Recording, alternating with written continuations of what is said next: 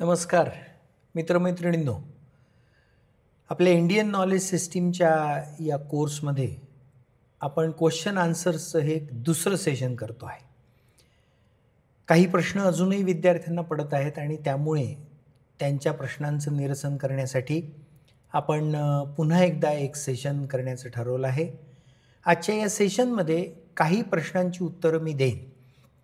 आपल्याला वेगवेगळ्या प्रश्नांच्या माध्यमातून काही विद्यार्थ्यांना ज्या समस्या आहेत त्या आपण सोडवण्याचा प्रयत्न करू. पहिला भाग की BScच्या स्टुडंट्सना हाच अभ्यासक्रम आहे का? तर मी आपणाला सांगू इच्छितो की अगदी पहिला एपिसोड जर आपण पाहिला इंट्रोडक्शनचा, तर त्याच्यामध्येच हे स्पष्ट करण्यात आलं होतं की BScचा जो कोर्स आहे तो वेगळा कोर्स आहे. आपण 4 फॅकल्टी पाहिल्या होत्या. मागच्या प्रश्नोत्तराच्या सेशनमध्ये देखील हे समजावून सांगितलेलं आहे. पुन्हा एकदा मी सांगतोय, आपण जरा काळजीपूर्वक समजण्याचा प्रयत्न करा. 4 फॅकल्टीजपैकी 3 फॅकल्टीजचा अभ्यासक्रम हा सारखा आहे, ज्याच्यामध्ये ह्युमॅनिटीज, कॉमर्स अँड मॅनेजमेंट आणि इंटरडिसिप्लिनरी स्टडीज याचा अभ्यासक्रम सारखा आहे.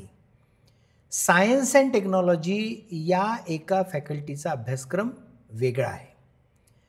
आता तो वेगळा जरी असला तरी देखील BScच्या विद्यार्थ्यांनी हे सगळे जे काही व्हिडिओज तुम्हाला दाखवले जात आहेत हे बघणं गरजेचं आहे, कारण याच्याच आधारावर तो अभ्यासक्रम आहे. तो थोडासा छोटा आहे, हा थोडासा एक्सटेंडेड सिलेबस आहे, त्यामुळे तो समजून घ्यायला हरकत नाही. आणि याच्यामध्ये नसलेले आणि BScच्या अभ्यासक्रमामध्ये असलेले काही विषय जे आहेत ते आपण शेवटी घेणार आहोत. त्यामुळे BA, BCom, BCA, BSc या सगळ्यांसाठी हा कोर्स उपयोगी आहे आणि तुम्हा सगळ्यांचा कोर्स हा याच माध्यमातून पूर्ण केला जाईल. त्यामुळे BScच्या विद्यार्थ्यांनी देखील सगळे लाईव्ह सेशन्स आणि सगळे व्हिडिओज बघणं गरजेचं आहे. त्यांच्यासाठी देखील हे सगळं उपयोगाचं आहे. दुसरा महत्त्वाचा प्रॉब्लेम विद्यार्थ्यांना जो येतो आहे तो म्हणजे नोट्स कशा काढायच्या. मी बरेच वेळा व्हिडिओमध्ये देखील हे सांगितलेलं आहे की हे व्हिडिओ तुम्हाला एकदा, दोनदा, तीनदा बघता येऊ शकतात, थांबवता येऊ शकतात. म्हणजे लाईव्ह सेशन तर आपण करतोच, पण ते परत पूर्ण लाईव्ह सेशन अवेलेबल असतं. त्यामुळे थोडं थोडं थांबवून आपण ते लिहून घेऊ शकतो, त्याच्या नोट्स काढू शकतो. प्रश्नांचे स्वरूप आपल्याला माहिती आहे. एक आपला शॉर्ट आन्सर क्वेश्चन आहे आणि एक आपला लॉंग आन्सर क्वेश्चन आहे, बरोबर? त्यामुळे लॉंग आन्सर क्वेश्चन हा 3.5 मार्काचा आहे आणि शॉर्ट आन्सर क्वेश्चन हा 2 मार्काचा आहे. तर त्या मार्कांच्या अनुषंगाने आपल्यासमोर जी स्लाईड येते त्या स्लाईडवरच्या आधारे आपल्याला नोट्स बनवायचे आहेत. याच्यासोबत अजून एक प्रश्न जो इंटरनलमध्ये विचारला जाणार आहेत प्रश्न, ते म्हणजे मल्टिपल चॉईस क्वेश्चन्स. तर ते मल्टिपल चॉईस क्वेश्चन जे आहेत ते देखील आपल्याला बनवता येतात. जिथे पिन पॉइंटेड उत्तर आहे, एकच उत्तर आहे, तर ते आपल्याला तसे बनवता येतात. आणि अशा नोट्स जर तुम्ही बनवले, एक लक्षात घ्या मित्रमैत्रिणींनो की आता आपण ग्रॅज्युएशनला आलो आहोत. आता आपण 11वी 12वी किंवा 10वी सारखं असं स्पून फिडिंगसारखं काम नाही करू शकत. आता आपल्याला नोट्स बनवायचे आहेत आणि त्या वाचायच्या आहेत पुन्हा पुन्हा, म्हणजे प्रश्नांची उत्तरं तयार होतील. एक चांगली सवय आपल्याला आता लावायची आहे, कारण तुमच्यापैकी बरेच विद्यार्थी आता ग्रॅज्युएशन करतील, मग पोस्ट ग्रॅज्युएशन करतील. तर मग आपण ते सगळं पाठांतर करू का? कुठल्याही फॅकल्टीचे आपण असाल, ह्युमॅनिटीज असेल, कॉमर्स मॅनेजमेंट असेल, या कुठल्याही फॅकल्टीचे असल्यानंतर आपण सगळं पाठांतर करणार आहोत का? नाही, पाठांतर होऊ शकत नाही.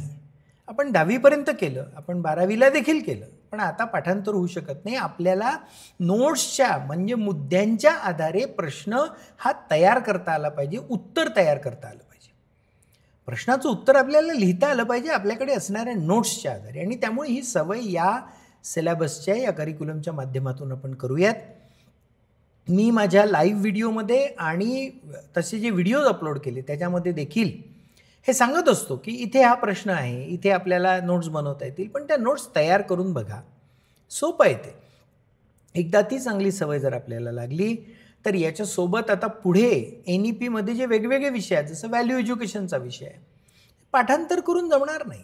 आपल्याला मुद्दे लक्षात ठेवायचे आणि मुद्दे लक्षात ठेवून बाकी वाक्यरचना आपल्याला आपली करून तो प्रश्न लिहिण्याची सवय आपल्याला करावी लागेल. ही एक चांगली सवय तुमच्यासाठी आवश्यक अशी आहे की आपल्यापैकी जे लोक पोस्ट ग्रॅज्युएशनला जातील किंवा 4थ्या वर्षाला जातील पोस्ट ग्रॅज्युएट डिप्लोमाला, त्या ठिकाणी मोठमोठे उत्तरे लिहावे लागतील ना, पण ते आपण पाठ करणार का? ते पाठ नाही करू शकत. आणि त्यासाठी म्हणून स्लाईड, एक स्लाईड घेतलेली आहे बघा मुद्दाम. पॉवर पॉईंट प्रेझेंटेशनच्या माध्यमातूनही शिकवलं जाते. त्यामुळे एक स्लाईड आहे, एका स्लाईडचं एक नोट अशी लिहायची आणि ती पुन्हा पुन्हा वाचायची. समजलं नाही तर माझं जे एक्सप्लेनेशन आहे ते व्हिडिओज पुन्हा काढून वाचायचे. अशी सवय आपल्याला करावी लागेल, जेणेकरून आपल्याला एका चांगल्या विषयाची तयारी तर करताच येईल, पण आपल्याला नोट्स काढायची सवय लागेल. सगळ्या रेडीमेड नोट्स ज्या आपण लिहितो ना, ती सवय आता आपल्याला बदलावी लागेल. त्याने मार्क्स मिळत नाहीत, चांगले ग्रेड त्याने मिळत नाहीत. कारण छापील नोट्स जे आपल्याला मिळतात ते आपण पाठांतर करतो आणि त्या मग सारखे उत्तरं यायला लागल्यानंतर आपल्याला मार्क्स मिळत नाहीत. त्यामुळे चांगले गुण मिळवायचे असतील, चांगलं क्रेडिट मिळवायचं असेल, चांगल्या दर्जानी पास व्हायचं असेल तर आपल्याला ही सवय करावी लागेल. एक अजून अडचण जी येते आहे की काही विद्यार्थी मी मराठीत बोललो तर म्हणतात हिंदीमध्ये बोला, हिंदीमध्ये बोललो तर म्हणतात मराठीमध्ये बोला, आणि मग काही लोक इंग्लिशचा देखील आग्रह धरतायत. मी सुरुवातीपासूनच सांगितलं आहे की मी 3ही भाषा वापरतो आहे आणि या 3ही भाषांमध्ये ऐकण्याची आपल्याला सवय पाहिजे. का म्हणून आपण असा भाषेचा फार आग्रह करतो आहे? समजतंय ना आपल्याला. आपल्याला जर समजतंय, जसं मी हिंदी बोललो तर समजेल, मराठी बोललो तरी समजणार आहे. म्हणजे हिंदी स्पीकिंग जर असतील, ज्यांची मातृभाषा हिंदी आहे, त्यांना मराठी बोललं तर समजते ना. आपण महाराष्ट्रात राहतो. तसंच महाराष्ट्रामध्ये राहणारी मराठी, ज्यांची मातृभाषा मराठी आहे, त्यांना हिंदी बोललं तर समजू शकतं. आणि या दोघांनाही, मी पुढचं जे सांगतोय ते महत्त्वाचं लक्षात ठेव, या दोघांनाही इंग्रजी देखील समजणं गरजेचं आहे. आणि म्हणून मी मुद्दाम पॉवर पॉईंट प्रेझेंटेशनमध्ये इंग्रजी भाषा ठेवलेली आहे. कारण त्या इंग्रजीची सवय करावी लागेल आपल्याला. अनेक पुस्तकं इंग्रजीमध्ये उपलब्ध आहेत. मी तुम्हाला तसं डायरेक्ट पुस्तक वाचायला सांगितलेलं नाही आहे सध्या. खरं तर याचे रेफरन्स बुक्स देखील आहेत चांगली आणि ती देखील वाचायला हवी. पण आपली नुकतीच सुरुवात आहे, त्यामुळे थोडं इंग्रजी, आणि पेपर कुठल्या भाषेत लिहायचं आहे तुमचं चॉईस आहे. तुम्ही नोट्स तशा बनवू शकता ना. इंग्रजीमध्ये जे दिसत आहे तुम्हाला त्याच्या आधारावर नोट्स बनवू शकता. त्याचे उच्चार देखील मी करून दाखवलेले आहेत. म्हणजे इंग्रजी उच्चार नाही तर मराठी उच्चार देखील मी करून दाखवलेले आहेत. मी बोललो आहे तसं. अनेक ठिकाणी संस्कृतचे उच्चार कंसामध्ये लिहिलेले पण आहेत. त्यामुळे तुमच्या सोयीसाठी हे सगळं केले जात आहे. थोडंसं तुम्ही देखील पुढाकार घ्या. आलं का लक्षात? तुम्ही देखील सगळं मला अगदी ताट असं सजवून मिळेल. मी सुरुवातीलाच सांगितलं, मी तुमचा भाऊ, तुमचा मित्र, तुमचा टीचर या भूमिकेतून बोलतोय. तुमच्या फायद्याचं आहे.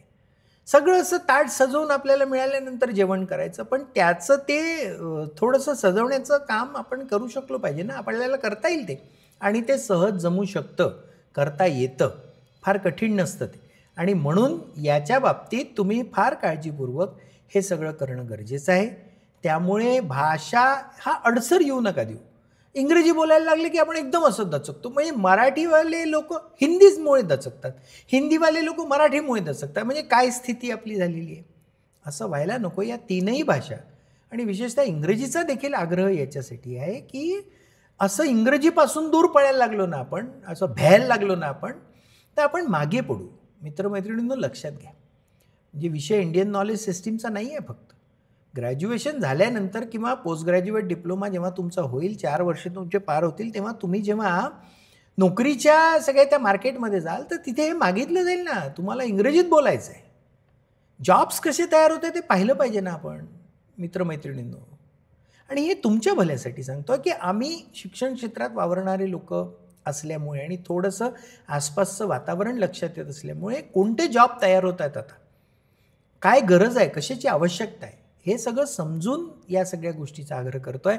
अर्थात मी पूर्ण इंग्रजीत बोलत नाही, मी मराठी, हिंदी, आता देखील या व्हिडिओमध्ये मी मराठीत बोलतो आहे. पण इंग्रजी आल्यानंतर एकदम घाबरून जाणे आणि अरे बापरे आता कसं करायचं, म्हणजे अनेकांना प्रश्न हा पडलेला आहे की इंग्रजीमध्ये स्लाईड्स आहे पॉवर पॉईंटची, तर मग त्याचं मराठीत नोट्स कशा बनवायच्या? का नाही बनवायच्या? त्या बनवता येतात. बनवून बघा आणि तुमच्या कॉलेजमध्ये जे शिक्षक आहेत त्यांना दाखवा. मी तुम्हा सगळ्यांपर्यंत पोचू शकत नाही, मी ते बघू शकत नाही, पण तुमच्या सगळ्या टीचर्सना दाखवून बघा आणि ते तुम्हाला मार्गदर्शन करतील. कॉलेजमध्ये देखील याची एक सिस्टीम तयार आहे, तर ते देखील मार्गदर्शन करतील. हा मी जो शिकवतो आहे सगळा व्हर्च्युअल सपोर्ट आहे. प्रत्यक्ष सपोर्ट तुम्हाला तुमचे शिक्षक देखील करतील. त्यामुळे त्यांना नोट्स दाखवा की ह्या अशा बनवल्या आहेत, ते करेक्शन करतील, ते सांगतील. त्यामुळे असं आपण सगळ्यांच्या सहकार्याने करूयात. ठीक आहे. एक अजून बाब मला सांगायची आहे ती म्हणजे की लाईव्ह फक्त बघायचं असं नाही, तर माझ्या व्यस्ततेमुळे मी ही सोय करून ठेवलेली आहे. जसं मागच्या आठवड्यामध्ये मी एका महाविद्यालयाच्या अतिशय महत्त्वाच्या कामासाठी परगावला गेलो होतो. पण तुमचा अभ्यास बुडू नये यासाठी म्हणून मी व्हिडिओ ऑलरेडी रेकॉर्ड करून ठेवले आणि ते अपलोड केले होते. जसा हा देखील व्हिडिओ आता तसाच अपलोड होणार आहे. तुम्ही अभ्यास करताना लाईव्ह सेशन देखील तेवढंच पाहायचं आहे जेवढं तो अपलोडेड व्हिडिओ पण पाहायचा आहे. 7 वाजताचा वेळ आपला ठरलेला आहे आणि मी तुम्हाला सांगितलेल्या तारखेला बरोबर 7 वाजता तो व्हिडिओ अपलोड होतो आणि तो अपलोड झाल्यानंतर तो तुमच्यापर्यंत पोहोचतो. तुम्ही त्याचा अभ्यास करू शकता. त्यामुळे असा अभ्यास कंटिन्युअसली करणं गरजेचं आहे. असा अभ्यास चालू ठेवा. लाईव्हचा देखील अभ्यास ठेवा, व्हिडिओचा देखील अभ्यास करा. कारण हे सिरियली सगळे युनिट्स आपण घेतो आहे. म्हणजे युनिट 1, युनिट 2, युनिट 3, मग काही लाईव्ह आहेत, काही अपलोडेड व्हिडिओ आहेत, असे सगळे युनिट आपण पूर्ण करतो आहे. आणि हे युनिट्स पूर्ण केल्यानंतर मग आपलं एक युनिट पूर्ण होईल, टॉपिक्स पूर्ण करतो आहे, मग युनिट पूर्ण होईल, मग दुसऱ्या युनिटकडे आपण जाणार आहोत.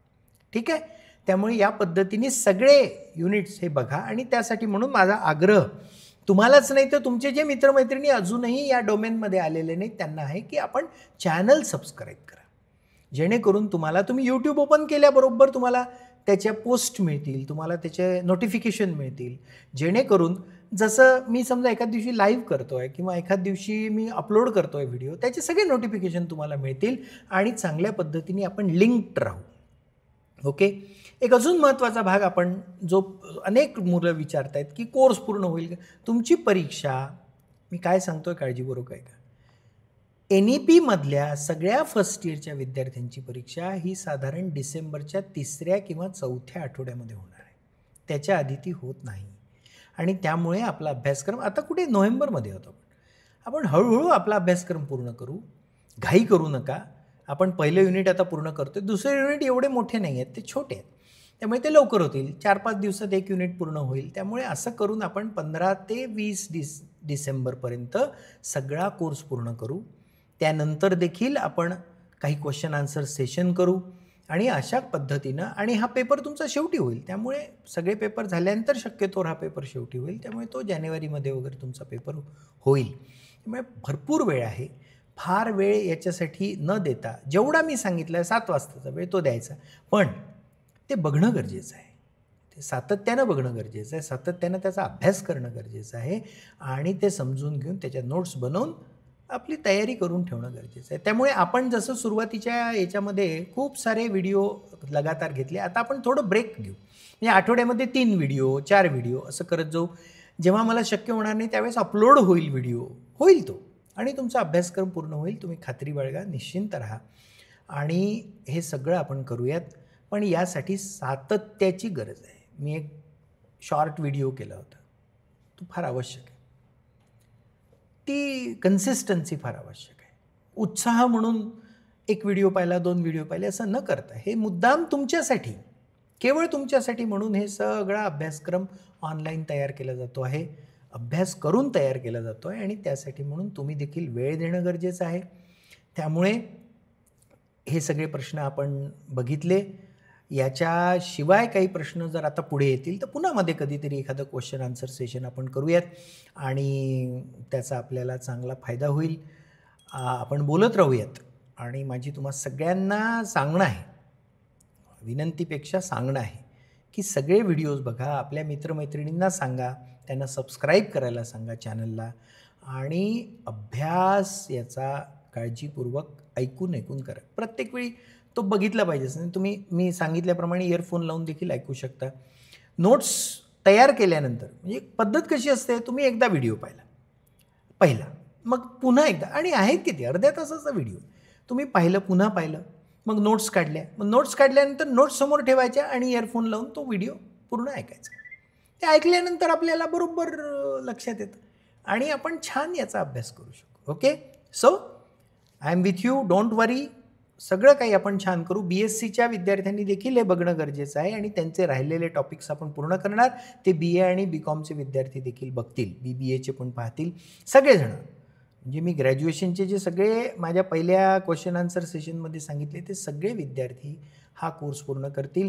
एकदा असा कनेक्ट आपला तयार झाला की बाकीचे जे विषय म्हणजे मला काही विद्यार्थ्यांनी फार छान वाटलं, सजेस्ट केलं आहे की तुम्ही हा कोर्स करा, तो कोर्स घ्या. तर हे सगळे करू आपण, जसं जसं जमेल तसं हळूहळू करू. वेळ जसा आपल्याला मिळेल त्या पद्धतीनं, कारण व्हॅल्यू एज्युकेशन देखील पुढे आपल्याला करायचं आहे. पण सध्या इंडियन नॉलेज सिस्टीमचा अभ्यासक्रम मी सांगतो त्या पद्धतीनं कंटाळा न करता, लक्षात घ्या, अति उत्साह असतो, उत्साहामध्ये पहिला व्हिडिओ पाहिला, दुसरा वेळ, मग तिसरा, चौथा, पाचवा ते बघ ना बाबा. हे बघ माझी ताई, उरलेले व्हिडिओ पहा, हे सगळे बघ आणि हे सगळे पाहून नोट्स काढून आपल्याला अभ्यास करायचा. एक छान एक्सपेरिमेंट आपण करूयात, काळजी करू नका, बरोबर होतं सगळं. छान एक्सपेरिमेंट करूयात त्या नोट्स आणि मग शेवटी मी तुम्हाला क्वेश्चन्स देखील देणार आहे. आपण टेस्ट देखील घेऊ. मला काही विद्यार्थ्यांनी सजेस्ट केलं की सर तुम्ही टेस्ट घेतलं, तर टेस्ट पण घेऊ आपण, तुमची इच्छा असेल तर ते पण करू, है ना. पण तुम्हाला सगळी मदत करू आपण सगळे मिळून हा एक अभ्यासक्रम पूर्ण करू आणि एक चांगली सवय लावू नोट्स काढण्याची, जी या माध्यमातून आपल्याला मिळणार आहे. ठीक आहे. सो क्वेश्चन आन्सरचं सेशन इथे संपेल. हा व्हिडिओ देखील अपलोड होणार आहे आणि आता आठवड्यामधून 3 किंवा 4 एवढंच आपण करणार आहोत. बाकी वेळी त्याचा अभ्यास करायचा, ते पुन्हा पुन्हा बघायचे आणि नोट्स बनवायच्या. तुमचा अभ्यासक्रम परीक्षेच्या आधी निश्चित पूर्ण होईल, बराच आधी पूर्ण होईल आणि तुम्हाला अभ्यासाला देखील वेळ मिळेल याची खात्री बाळगा. I am there with you, your friend, your brother, and feel assured about it. Okay, तो भाषा की चिंता मत करो, स्ट्रेस मत लो इसका, है ना. लैंग्वेज का स्ट्रेस लेने की ज़रूरत नहीं है, बराबर समझ में आता है. थोड़ा सा केयरफुली ध्यान दे के सुनो. हमें वो सुनने की आदत भी नहीं है. वो शॉर्ट होता है ना, इंस्टाग्राम पे 2 मिनट का रील होता है, तो रील से ज़्यादा अगर कुछ है तो बड़ा कठिन होता है. लेकिन फोकस करने का प्रयास करो पूरी तरह से. आधा घंटा जितना भी ये चलता है, 35 मिनट 40 मिनट चलता है ज़्यादा से ज़्यादा, तो उतना फोकस करके पढ़ने का प्रयास करो तो आपको सब समझ में आएगा, नोट्स भी निकलेगी अच्छे से. और इसके अलावा अगर कुछ सवाल है तो मुझे कमेंट्स में भेजिए. फिर से एक बार क्वेश्चन आंसर सेशन करेंगे और उसके जवाब देने का प्रयास करेंगे. Okay, so all the best, keep studying and we will definitely do it. Okay, bye bye, take care.